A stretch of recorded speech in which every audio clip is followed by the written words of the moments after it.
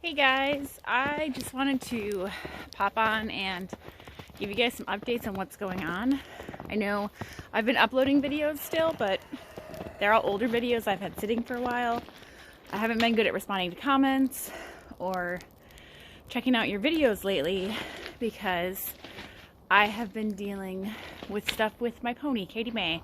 I know I've mentioned in previous videos that she has Cushing's disease. There's Katie May. And she's been on medication for her disease for a year and a half. Right before Christmas, she started having some issues, which are common symptoms. She was having laminitic flare-ups, so sore feet, not wanting to move around because she's in a lot of pain. Had the vet out. We drew blood, determined her numbers had just crept up a little bit, so we upped her medication. We thought that was going to fix the problem. She was on some pain pill and anti-inflammatory stuff for a little while. This is actually Butte. She was on this to try and help get her through that curve of being sore, and with the increased dosage, she seemed like she was doing better. And then about 4 or 5 days after she had stopped the Butte, she started getting sore again. So at that point, we're like, okay, what's going on? We're not sure if it's the cold, if it's the hard ground. It doesn't look hard right now because we're getting a lot of snow, but it has been really hard. We're not sure if we're missing something else medication-wise that she needs. You know, does she need something for insulin or what? So it's, you know, is there something in her diet that's causing inflammation? There's a lot of different minerals that if they get too much, it will cause inflammation and cause the problem she was having. Is she lacking something in her diet that could be causing her to have that inflammation? So I've just been working with the vet and working with the farrier, which is the person that takes care of her hooves, and brainstorming with lots of people and my best friend who has experience with a horse with similar issues. Not the Cushing's disease, but her horse has laminitic issues, so she kind of does the same supplement routine that I do, and we have similar views on everything. But basically the last few weeks my life has been absorbed with researching, looking at articles, reviewing products, figuring out what I need to test out to try and get her feeling better. There's going to be more vet appointments, more blood work, x-rays, lots more farrier appointments. I'm personally not a fan of shoeing. I understand there are circumstances where shoes are preferable, but in her case, I believe that corrective trimming and then boots can help a lot of the issues, because it can. So she has some very expensive boots on order. They should get here tonight, and then of course I had to get little ice studs for them. But so the boots are gonna protect her feet. It's like a tennis shoe, so it's gonna protect her feet, because even if the hard ground wasn't causing her the issues, her feet are sensitive right now, so she needs some more protection. So the boots might not fix whatever is causing these flare-ups, but they will help make her more comfortable. So they were necessary, even if they don't solve the problem. It's been a very expensive month. Lots and lots and lots of money spent trying to get her feeling better. She looks okay right now, but she is on that medication, the Butte, so she's drugged up and feeling good. I do have to start tapering her off of it because they can only be on it for so many days, otherwise it'll start causing issues of its own. You can kind of see she's shifting her front feet back and forth. She doesn't want to keep weight on either of them for a long time, which is a pretty mild sign of what's going on. It gets way worse than that when she's really feeling not good. But you know, I've had her for almost 16 years. My life has revolved around her that entire time. So I'm just kind of, I'm going to try everything that I possibly can, so long as I have the money for it, to try and get her feeling better. It's frustrating and stressful and very scary. Okay, I had to give myself a minute there. She's my best friend, so this has been an emotional time. I'm hoping we get things figured out and she gets back to feeling good. I don't like seeing her not feeling well. And I don't want to feel like I'm making her suffer for, you know, personal reasons. At this point, I feel like if we get the right combination of things to get her feeling better, we'll be good. But in the meantime, it's, like I said, it's scary.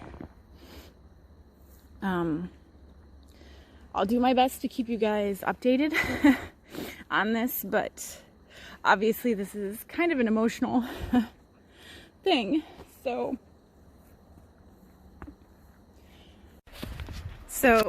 what have I changed diet-wise so far for her?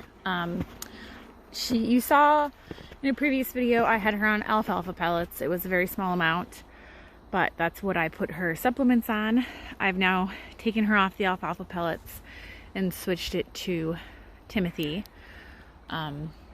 Alfalfa can be inflammatory. I don't think that was necessarily causing the problems, but you know, anything that can cause inflammation when she's having issues, I don't want. She's getting a water filter so that all of the water into her water trough is getting filtered. Mainly that is to try and filter out iron. Iron is one of those minerals I mentioned that if you're having too high of an amount, it will cause inflammation.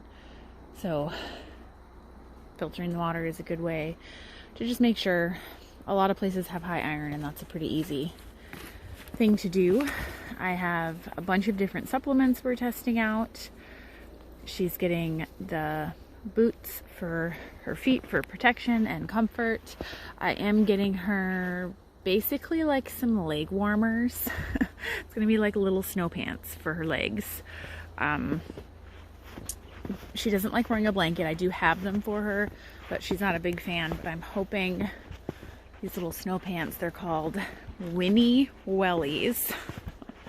I'm hoping that they will help keep her legs nice and warm, you know, if the cold was part of the problem, and that maybe she won't be as grumpy about those as she is with a full blanket. And then, like I said, lots of supplements that we're trying. I ordered some horsey hemp for her. Hemp is, you know, hemp CBD is really known to be anti-inflammatory and pain relieving. So I'm going to try that, especially as she's weaned off the butte. I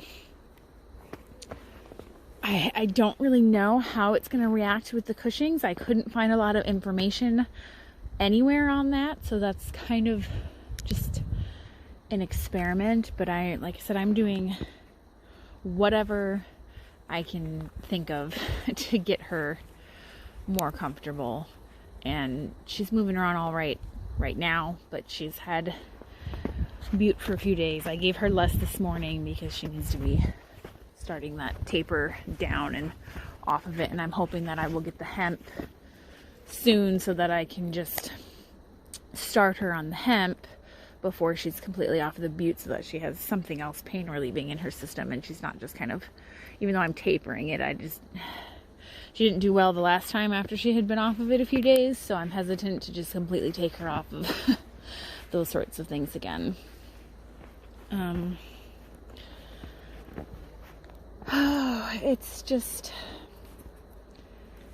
It's frustrating. It's annoying. It makes me angry.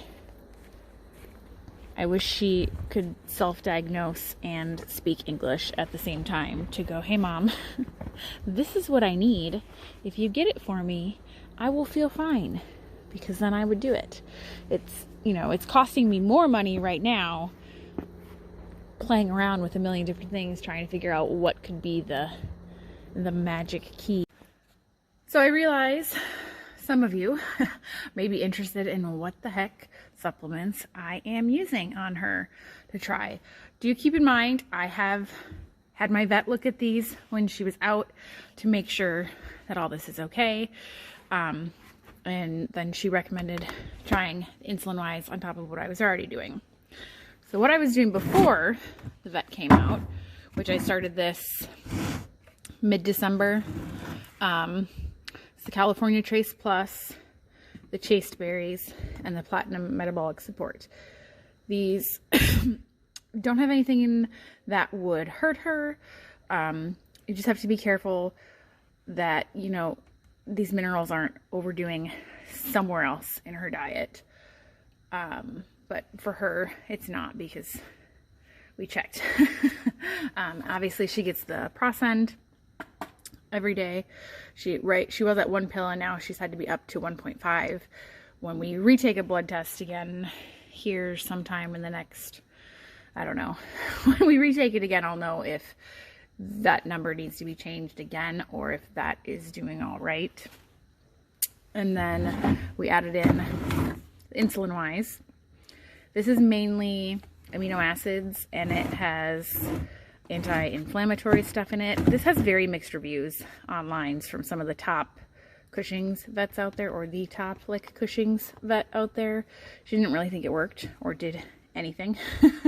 So we'll see. It's not going to hurt Katie if it doesn't work, but you know, I might just be spending money for no reason. If this doesn't work, but also doesn't cause any, you know, bad things to happen, which I don't anticipate, the next thing I'm going to try is Equinity, which is more and different types of amino acids, which this has really, really good reviews online. So we'll see. And, you know, this might not treat whatever's going on with her either, but it's not going to hurt anything. I have electrolytes just for when I want them to be drinking more water if I think they're not, or if the weather's changing. The Heave Ho is for Abby, who has heaves.